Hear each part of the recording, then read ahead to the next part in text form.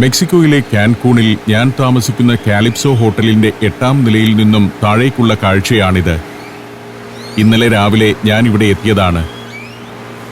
താഴെ അതിമനോഹരമായ പൂളുകളും അതിനു സമീപം റെസ്റ്റോറന്റുകളും ബാറുകളുമെല്ലാമുണ്ട്. രാവിലെ 7 മണിയാകുന്നതേയുള്ളൂ. ടൂറിസ്റ്റുകൾ പൂളുകളിലേക്കൊന്നും എത്തിത്തുടങ്ങിയിട്ടില്ല. മനോഹരമായ ഒരു ആംബിയൻസ് ആണിവിടെ. ആ കാഴ്ചകൾ അധികം കണ്ടു നിൽക്കാൻ നേരമില്ല. ഞാനൊരു ദീർഘയാത്ര പുറപ്പെടുകയാണ്. മുറ്റത്തേക്ക് ചെല്ലുമ്പോൾ വാഹനം എത്തിക്കഴിഞ്ഞു.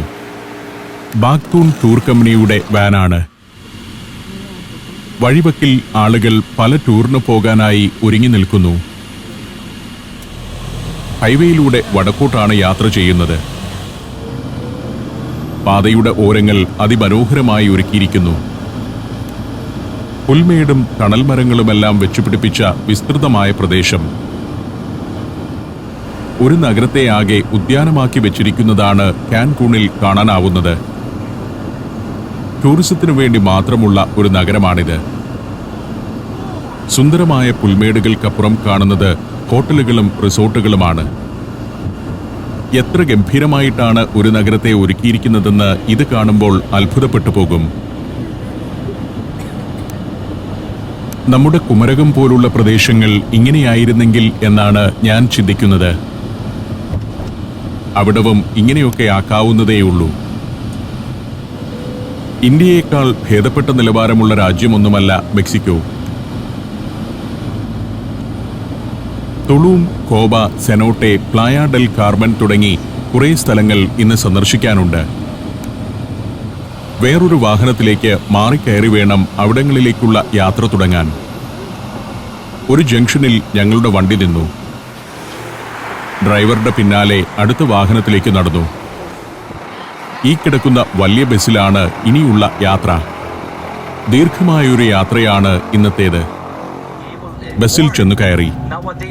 ബസ്സിൽ ഒരു ഗൈഡുണ്ട്. പെഡ്രോ എന്നാണ് പേര്. പോകുന്ന സ്ഥലങ്ങളെക്കുറിച്ചുള്ള ഒരു വിശദീകരണം ആദ്യമേ തന്നെ പെഡ്രോ നൽകി. റിയു എന്ന കൂറ്റനൊരു റിസോർട്ടാണ് ഇക്കാണുന്നത്. 1000ഓളം മുറികളുള്ള റിസോർട്ടുകളാണിതൊക്കെ. അത്തരത്തിലുള്ള നിരവധി എണ്ണം. അവയുടെയെല്ലാം മറുഭാഗത്ത് ബീച്ചുകളാണ്. വെള്ളി മണൽപ്പരപ്പുള്ള അതിസുന്ദരമായ ബീച്ചുകൾ. മുൻഭാഗത്താകട്ടെ ഈ വിധം ഉദ്യാനങ്ങൾ ഒരുക്കിയിരിക്കുന്നു. ഇക്കാണുന്നതൊക്കെ റിസോർട്ടുകളാണ്. ഇനി തെക്കോട്ടാണ് യാത്ര ചെയ്യുന്നത്. ഒരു ദിശയിൽ മാത്രം 200 കിലോമീറ്ററോളം യാത്ര ചെയ്യേണ്ടതുണ്ട്. ആ ദൂരമത്രയും തിരിച്ചു വരികയും വേണം. പെഡ്രോ എന്തൊക്കെയോ കഥകൾ പറയുന്നുണ്ട്. വലതുവശത്ത് കാണുന്നത് കടലല്ല, ലഗൂണാണ്. കരീബിയൻ കടൽ കയറിയുണ്ടായ ലഗൂൺ. ആ ലഗൂണിന്റെ തീരത്താണ് കാൻകൂൺ സിറ്റി രൂപം കൊണ്ടിരിക്കുന്നത്. നമ്മുടെ വേമ്പനാട്ട് കായലിന്റെ തീരങ്ങളെ വൃത്തിയാക്കിയെടുത്താൽ ഇങ്ങനെയിരിക്കും. വഴിയോരത്ത് ഇക്കാണുന്നതെല്ലാം ടൂറിസ്റ്റുകൾക്ക് വേണ്ടിയുള്ള സ്ഥാപനങ്ങളാണ്. വമ്പൻ മാളുകൾ, എന്റർടൈൻമെന്റ് കേന്ദ്രങ്ങൾ, അക്വേറിയങ്ങൾ, പലതരം റിസോർട്ടുകൾ എന്നിവയെല്ലാം അതിൽ ഉൾപ്പെടുന്നു. കാൻകൂൺ പ്രത്യേകമായ രീതിയിൽ വികസിച്ച ഒരു ആധുനിക പട്ടണമാണ്. 1970കളിലാണ് ആ വികസനം തുടങ്ങിയത്. അന്ന് തന്നെ കൃത്യമായ പ്ലാനിങ്ങോടെ നഗരം ഒരുക്കിയതുകൊണ്ട് ഏച്ചുകെട്ടലോ വളച്ചുകെട്ടലോ ഒന്നുമില്ല. റോഡരികിൽ ആരും വന്ന് ഷെഡ് കെട്ടി കച്ചവടം തുടങ്ങുന്നുമില്ല. ടൂറിസം സോണുകൾ എങ്ങനെയാണ് ഒരുക്കേണ്ടത് എന്നതിന്റെ ഒരു മാതൃകയാണിത്. ഇങ്ങനെയുള്ള ടൂറിസം സോണുകളിൽ നാട്ടുകാർ വീട് വെച്ചു താമസിക്കുന്നില്ല. പ്രത്യേകമായി ഡിസൈൻ ചെയ്ത് രൂപപ്പെടുത്തിയതാണ് ഇവിടം. ടൂറിസ്റ്റുകൾക്ക് വേണ്ടി മാത്രമുള്ള പ്രദേശം. ഇവിടുത്തെ സ്ഥാപനങ്ങളിൽ ജോലി ചെയ്യാൻ നാട്ടുകാർ വരുമെങ്കിലും താമസക്കാരെല്ലാം ടൂറിസ്റ്റുകളായിരിക്കും. ചതുപ്പും തെങ്ങും തോപ്പുകളും മാത്രമുണ്ടായിരുന്ന ഒരു പ്രദേശത്തെ ഹോട്ടൽ സോൺ എന്ന പേരിൽ ടൂറിസത്തിനായി ഒരുക്കുമ്പോൾ ഇവിടെ ആദ്യം മുതലിറക്കിയത് ഗവൺമെന്റ് തന്നെയാണ്. സ്വകാര്യ കമ്പനികൾക്ക് ഗവൺമെന്റ് വലിയ സാമ്പത്തിക സഹായം നൽകുകയായിരുന്നു അന്ന്. ഇത് അക്വാ വേൾഡ് എന്ന ഒരു പ്രദേശമാണ്. വാട്ടർ തീമിലുള്ള ഉല്ലാസ പരിപാടികളുടെ കേന്ദ്രം. ഡോൾഫിനുകൾക്കൊപ്പം നീന്തൽ, ഡൈവിംഗ് തുടങ്ങിയ കടൽ വിനോദങ്ങളുടെ സ്ഥലമാണ്. ഫിഷിംഗ് ടൂറുകളും മറ്റും ഇവിടെ നിന്ന് ആരംഭിക്കുന്നുമുണ്ട്. അക്വാ വേൾഡ് പിന്നിട്ട് യാത്ര തുടർന്നു. ലഗൂണിൽ ധാരാളം ബോട്ടുകൾ തീരത്തോട് ചേർന്ന് കിടക്കുന്നു. അക്കാണുന്നത് ക്യാപ്റ്റൻസ് കോവ് എന്ന റെസ്റ്റോറന്റാണ്. വളരെ പ്രശസ്തമായൊരു റെസ്റ്റോറന്റാണത്. അത് പിന്നിട്ട് കുറച്ചുകൂടി ചെല്ലുമ്പോൾ ലഗൂണിന്റെ കാഴ്ച അവസാനിക്കുന്നു. പിന്നെ വലിയ പുൽമൈതാനങ്ങളുടെ നടുവിലൂടെയായി യാത്ര. ഗോൾഫ് കോഴ്സുകളാണ് ഈ മൈതാനങ്ങൾ. കാൻകൂൺ കൺട്രി ക്ലബ് എന്ന ഗോൾഫ് ക്ലബിന്റെ കോഴ്സാണിവിടം. ചെറിയ ഗോൾഫ് കളങ്ങളല്ല, അതിവിസ്തൃതമായ പ്രദേശമാകെ പുല്ലുപിടിപ്പിച്ച് ഗോൾഫ് കോഴ്സാക്കിയിട്ടിരിക്കുന്നു. ഇവിടെ അടുത്തുതന്നെയാണ് കാൻകൂണിലെ എയർപോർട്ടും. പെഡ്രോ കുറെ നേരം ചില തമാശ കഥകൾ പറഞ്ഞുകൊണ്ടിരുന്നു. ഞാനാകട്ടെ ആ സമയം പുറത്തെ കാഴ്ചകളിൽ ശ്രദ്ധയൂന്നി ഇരുന്നു. ഹോട്ടൽ സോൺ എന്ന ലക്ഷറി ഏരിയ പിന്നിടുന്നതോടെ മെക്സിക്കോയുടെ തെക്കൻ ഭാഗത്തിന്റെ യഥാർത്ഥ സ്വഭാവം വ്യക്തമായി തുടങ്ങുകയായി. ചില ചെറിയ അങ്ങാടികളും സെറ്റിൽമെന്റുകളും കഴിഞ്ഞാൽ പിന്നെ വനങ്ങളാണ്. ഒരേ ഉയരത്തിൽ വളരുന്ന മരങ്ങളുള്ള അതിവിസ്തൃതമായ വനം. അതിൽ റിസോർട്ടുകളുള്ള ഭാഗം ഈ വിധം വൃത്തിയാക്കി ഒരുക്കിയിട്ടുണ്ട്. റിസോർട്ടുകൾ, ലക്ഷറി അപ്പാർട്ട്മെന്റുകൾ, അക്കാണുന്ന തരം അമ്യൂസ്മെന്റ് പാർക്കുകൾ എന്നിവയെല്ലാം ഈ ഭാഗത്തുണ്ട്. ഈ കാണുന്ന ഇടങ്ങളെല്ലാം സമീപ ഭാവിയിൽ തന്നെ റിസോർട്ടുകളോ അമ്യൂസ്മെന്റ് സെന്ററുകളോ മാളുകളോ ആയി മാറാനുള്ളതാണ്. ഒട്ടേറെ റിസോർട്ടുകളുടെ നിർമ്മാണം നടക്കുന്നുണ്ട്. മെക്സിക്കോയുടെ തെക്കൻ ഭാഗമാണ് ഏറ്റവും അധികം ടൂറിസ്റ്റുകളെ ആകർഷിക്കുന്നത്. കാലാവസ്ഥയുടെയും പ്രകൃതിയുടെയും പ്രത്യേകതയാണ് അതിന് കാരണം. ബസിനുള്ളിൽ പെഡ്രോയുടെ പ്രസംഗം അവസാനിക്കുന്നില്ല. ഇന്ന് കാണാൻ പോകുന്ന കാഴ്ചകളെക്കുറിച്ചുള്ള വിവരണമാണിപ്പോൾ. ടൂറിസവുമായി വലിയ ബന്ധമില്ലാത്ത പ്രദേശങ്ങൾക്ക് കാഴ്ചയിൽ ഒലിമയൊന്നുമില്ല. സാധാരണ മെക്സിക്കൻ ടൗണുകൾ പോലെ തന്നെയുണ്ട്. ഈ കടന്നുപോകുന്ന പ്രദേശത്തിന്റെ ഇടതുവശത്ത് കുറച്ചകലെയായി കടലുണ്ട്. 2 കിലോമീറ്ററെങ്കിലും പോകണം കടൽ തീരത്തേക്കെത്താൻ. ഇപ്പോൾ ജൊമാക്വിൻ സെറ്റിന ഗാസ്ക എന്ന ചെറിയ ടൗണിലേക്കാണ് എത്തിയിരിക്കുന്നത്. ടൗണുകളിലേക്ക് എത്തുമ്പോൾ പാത ഒരു ഓവർ ബ്രിഡ്ജിലൂടെ കടന്നാണ് പോകുന്നത്.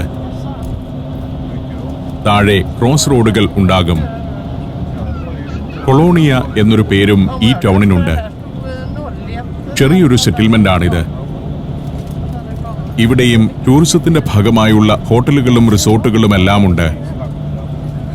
കൊളോണിയ ഏരിയ പിന്നിലായി. ഇവിടെ ചെറിയ ഫാക്ടറികൾ കാണാം. കൺസ്ട്രക്ഷനുമായി ബന്ധപ്പെട്ട സ്ഥാപനങ്ങളാണ് കൂടുതലും.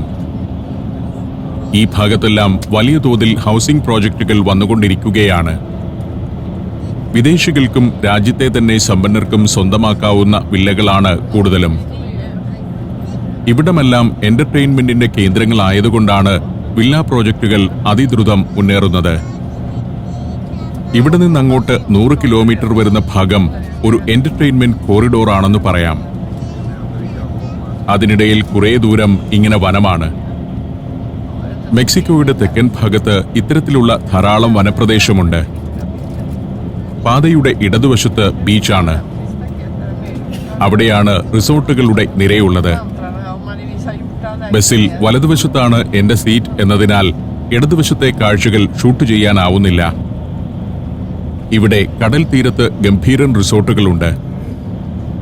നമ്മുടെ സങ്കല്പത്തിലുള്ള റിസോർട്ടുകളൊന്നുമല്ല. ആയിരക്കണക്കിന് മുറികളും കോട്ടേജുകളും പൂളുകളും ഉല്ലാസ സൗകര്യങ്ങളുമെല്ലാമുള്ള വൻകിട പ്രോജക്റ്റുകളാണ് ഓരോന്നും. വലതുവശത്താകട്ടെ വനത്തിന്റെ കാഴ്ച അവസാനിക്കുന്നില്ല. ഇങ്ങനെയുള്ള ചെറു ടൗണുകളെല്ലാം യഥാർത്ഥത്തിൽ ആ വനമേഖലയുടെ നടുവിലാണ്. ഈ വനമേഖല ഞാൻ ഇവിടേക്ക് വരുമ്പോൾ വിമാനത്തിലിരുന്ന് കണ്ടിരുന്നു. ലക്ഷക്കണക്കിന് ഏക്കർ വരുന്ന വനപ്രദേശം. പുതിയ സെറ്റിൽമെന്റുകൾ രൂപം കൊണ്ടുവരികയാണ് ഇവിടെ പലയിടത്തും.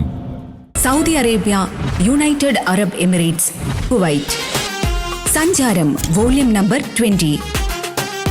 ഫുൾ HD-യിലുള്ള അപൂർവ ദൃശ്യയാത്രാ വിവരണ ശേഖരം ഉടൻ സ്വന്തമാക്കാൻ സഞ്ചാരം എന്ന് SMS ചെയ്യൂ. ഫോൺ 9995444222. ചെറിയ വ്യവസായങ്ങളും ഷോറൂമുകളും സൂപ്പർ മാർക്കറ്റുകളും എല്ലാമുള്ള ചെറു ടൗണുകൾ. ബസ് ഇപ്പോൾ പ്ലായ ഡെൽ കാർമൻ എന്ന ഒരു നഗരത്തോട് അടുക്കുകയാണ്. ആ നഗരത്തിന്റെ പ്രാന്തഭാഗങ്ങളാണ് ഇതൊക്കെ. ഈ മേഖലയിലെ തന്നെ വലിയൊരു ടൂറിസ്റ്റ് ആകർഷണമാണ് പ്ലായ ഡെൽ കാർമൻ. ആ നഗരത്തിന്റെ സമീപത്താണ് കരീബിയൻ കടലിൽ കൊസുമൽ എന്ന മനോഹരമായ ടൂറിസ്റ്റ് ഐലൻഡ് ഉള്ളത്. ഒട്ടേറെ ക്രൂസ് ഷിപ്പുകൾ ആയിരക്കണക്കിന് സഞ്ചാരികളുമായി വന്നെടുക്കുന്ന ദ്വീപാണ് കൊസുമൽ. കാർണിവൽ എന്ന ക്രൂസ് ഷിപ്പിൽ കരീബിയൻ കടലിലൂടെ യാത്ര ചെയ്ത് ഞാൻ ഒരിക്കൽ കൊസുമൽ ദ്വീപിൽ പോയിട്ടുണ്ട്. ആ ദ്വീപിൽ നിന്നും അന്ന് ഒരു ബോട്ടിൽ കയറി പ്ലായ ഡെൽ കാർമൻ പട്ടണത്തിൽ വരികയും അവിടെ നിന്നും ഇന്ന് ഞാൻ സന്ദർശിക്കാൻ പോകുന്ന തുളൂമിൽ പോവുകയുമൊക്കെ ചെയ്തിരുന്നു. ഇക്കാണുന്നതെല്ലാം പ്ലായ ഡെൽ കാർമന്റെ ഭാഗങ്ങളാണ്. ഇടതുവശത്ത് കടൽ തീരത്താണ് ശരിക്കുമുള്ള playa del Carmen city. Caribbean തീരത്തെ മനോഹരമായൊരു നഗരമാണത്. ഈ ഭാഗത്താകട്ടെ പ്ലായ ഡെൽ കാർമനിലെ സാധാരണക്കാരുടെ വാസയിടങ്ങളും കടകളും സൂപ്പർ മാർക്കറ്റുകളും ഷോറൂമുകളുമൊക്കെയാണുള്ളത്. 1937 സ്ഥാപിതമായ പട്ടണമാണ് പ്ലായ ഡെൽ കാർമൻ. ഇപ്പോൾ ഇവിടെ 2.5 ലക്ഷത്തിലേറെ ആളുകൾ വസിക്കുന്നുണ്ട്. മെക്സിക്കോയിൽ ദ്രുതഗതിയിൽ ജനസംഖ്യ വർദ്ധിച്ചുകൊണ്ടിരിക്കുന്ന പട്ടണമാണിത്. ഗ്രാമങ്ങളിൽ നിന്നും ചെറുപട്ടണങ്ങളിൽ നിന്നും തൊഴിൽ തേടി ആളുകൾ ധാരാളമായി ഇവിടേക്ക് എത്തിക്കൊണ്ടിരിക്കുന്നതിനാലാണത്. 1930കളിൽ ഒരു ചെറിയ മത്സ്യബന്ധന ഗ്രാമമായിരുന്നു പ്ലായ ഡെൽ കാർമൻ. 1970കളിലാണ് ഇത് മികച്ചൊരു ടൂറിസ്റ്റ് ഡെസ്റ്റിനേഷനായി വളർന്നു തുടങ്ങിയത്. മെക്സിക്കോയുടെ ഒരു ഉൾനാടൻ പ്രദേശത്തിന്റെ സ്വഭാവം, അവിടുത്തെ കെട്ടിടങ്ങൾ, നഗരാസൂത്രണം, ജീവിതം എന്നിവയൊക്കെ പ്രേക്ഷകർക്ക് മനസ്സിലാക്കി തരുന്നതിനാണ് ഇതൊക്കെ കാണിക്കുന്നത്. മെക്സിക്കോ എന്ന രാജ്യത്തുകൂടി അവിടുത്തെ ജീവിതാവസ്ഥകളിൽ കൂടി സഞ്ചരിച്ചതിന്റെ ഒരു അനുഭവം പ്രദാനം ചെയ്യുന്നതിനു വേണ്ടി. കരീബിയൻ തീരത്തോട് ചേർന്ന് കിടക്കുന്ന മെക്സിക്കൻ നഗരങ്ങളെല്ലാം ഇപ്പോൾ ടൂറിസത്തിലൂടെ വലിയ വളർച്ചയാണ് നേടിക്കൊണ്ടിരിക്കുന്നത്. കരീബിയനിൽ പതിവായി ക്രൂസ് നടത്തുന്ന വമ്പൻ ഉല്ലാസക്കപ്പലുകൾ ഈ തീരങ്ങളിലേക്കെല്ലാം ആളുകളെ കൊണ്ടുവരുന്നു. ഒറ്റ ദിവസത്തെ സന്ദർശനത്തിനാണ് മെക്സിക്കൻ നഗരങ്ങളിൽ ഇറങ്ങുന്നതെങ്കിലും അവരിൽ നിന്നും വലിയ വരുമാനമാണ് വന്നു ചേരുന്നത്. ക്രൂസ് ഷിപ്പുകളിൽ എത്തുന്നവർ മാത്രമല്ല, ദിവസങ്ങളോളം ഇത്തരം തീരനഗരങ്ങളിൽ വസിക്കാനായി വരുന്നവരും ധാരാളമുണ്ട്. ടൂറിസം ശക്തി പ്രാപിച്ച 1970കൾക്ക് ശേഷമാണ് മെക്സിക്കോയുടെ ഈ പ്രദേശത്തെ നഗരങ്ങളെല്ലാം ഈ വിധം മാറിയത്. ആളുകളുടെ ദാരിദ്ര്യാവസ്ഥയിലും മാറ്റമുണ്ടായി. ബസിൽ ഗൈഡ് പെഡ്രോയുടെ ഒരു സഹായിയുണ്ട്. അയാൾ യാത്രക്കാർക്ക് ഒരു സ്റ്റിക്കർ വിതരണം ചെയ്യുന്നു. സംഘത്തിലെ ആളുകളുടെ തിരിച്ചറിയൽ രേഖ. വലതുവശത്ത് കാണുന്നത് ബഹിയ പ്രിൻസിപ്പെ എന്ന റിസോർട്ട് ടൗണിലേക്കുള്ള കവാടമാണ്. വലിയൊരു റെസിഡൻഷ്യൽ കോംപ്ലക്സും അതിനകത്തുണ്ട്. സെൽഹ എന്നത് അത്തരത്തിലുള്ള മറ്റൊരു പ്രോജക്റ്റാണ്. പ്ലായ ഡെൽ കാർമന്റെ പരിസരത്ത് ഒട്ടേറെ അമ്യൂസ്മെന്റ് കേന്ദ്രങ്ങളുണ്ട്. പാർക്കുകൾ, വനത്തിനകത്ത് താമസിക്കാവുന്ന കേന്ദ്രങ്ങൾ, റിസോർട്ടുകൾ എന്നിവയെല്ലാം. അവിടേക്കെല്ലാം ധാരാളം ടൂറിസ്റ്റുകൾ എത്തുന്നു. മെക്സിക്കോയുടെ തെക്കൻ ബെൽറ്റിലേക്ക് മാത്രം ഓരോ ടൂറിസ്റ്റ് സീസണിലും ലക്ഷക്കണക്കിന് സഞ്ചാരികൾ വന്നെത്തുന്നുണ്ട്. ബസ് അതിന്റെ ആദ്യത്തെ സ്റ്റോപ്പിലേക്ക് എത്തുകയാണ്, തുളൂം എന്ന ആർക്കിയോളജിക്കൽ സൈറ്റിലേക്ക്. പുരാതന കാലത്ത് മായൻ ജനതയുടെ ഒരു തുറമുഖ നഗരമായിരുന്നു തുളൂം. മായൻ സംസ്കാരത്തിന്റെ വിലപ്പെട്ട ശേഷിപ്പുകൾ ഉള്ള പ്രദേശം. പെഡ്രോ ആദ്യത്തെ സ്റ്റോപ്പ് എത്തിയെന്നും ഇവിടെ ഇറങ്ങുമ്പോൾ ശ്രദ്ധിക്കേണ്ടത് എന്തെല്ലാമാണെന്നും സമയം പാലിക്കണമെന്നും ഓർമ്മിപ്പിക്കുന്നു. ആ ക്ലാസ് കഴിഞ്ഞപ്പോഴേക്കും യാത്രക്കാർ എണീറ്റു. 40ഓളം പേരുണ്ട് ബസ്സിൽ. ഇവിടെ 1.5 മണിക്കൂറാണ് ചെലവഴിക്കാനാവുക. ബസിന്റെ നമ്പർ നോട്ട് ചെയ്ത ശേഷമാണ് ഞാൻ നടക്കുന്നത്. തിരികെ വരുമ്പോൾ സംശയമുണ്ടാകരുത്. പെഡ്രോ ഞങ്ങളെ മുന്നോട്ട് നയിച്ചു. ദിവസവും ആയിരക്കണക്കിന് ടൂറിസ്റ്റുകൾ എത്തുന്ന ആർക്കിയോളജിക്കൽ സൈറ്റാണ് തുളൂം. അതുകൊണ്ട് തന്നെ ഇവിടെ വന്നിറങ്ങുമ്പോൾ ആർക്കിയോളജിക്കൽ സൈറ്റിനേക്കാൾ ഉപരി ഒരു ഉല്ലാസ കേന്ദ്രത്തിലുള്ള ഒരുക്കങ്ങളാണ് കാണുന്നത്. ടൂറിസ്റ്റുകൾക്ക് വേണ്ടി കരകൗശല വസ്തുക്കൾ, വസ്ത്രങ്ങൾ, തൊപ്പികൾ, ആഭരണങ്ങൾ എന്നിവയെല്ലാം വിൽക്കുന്ന നിരവധി കടകൾ, കുറെ റെസ്റ്റോറന്റുകളുമുണ്ട്. ക്രൂസ് ഷിപ്പുകളിൽ കൊസുമൽ ദ്വീപിലും പ്ലായ ഡെൽ കാർമനിലും കാൻകൂണിലുമൊക്കെ വരുന്ന സഞ്ചാരികൾ ഇവിടെ തുളൂമിലും എത്താറുണ്ട്. കൂടാതെ ഇതിന്റെ പരിസരത്തുള്ള റിസോർട്ടുകളിൽ നിന്നുള്ളവരും. ഇനി 1 കിലോമീറ്റർ വനത്തിലൂടെ നടക്കണം. നടക്കാൻ കഴിയാത്തവർക്കായി ഇവിടെ ചില സർവീസുകളുണ്ട്. വരുന്നത് അത്തരമൊന്നാണ്. പ്രത്യേകമായി പണം നൽകിയാൽ അതിൽ കൊണ്ടുപോകും. ഞങ്ങളുടെ സംഘത്തിലെ എല്ലാവരും നടക്കുകയാണ്. ദീർഘദൂരം വനത്തിലൂടെയാണ് നടത്തം. ഞങ്ങൾക്കുള്ള ടിക്കറ്റ് ടൂർ കമ്പനി നേരത്തെ തന്നെ ബുക്ക് ചെയ്തിട്ടുണ്ടായിരുന്നു.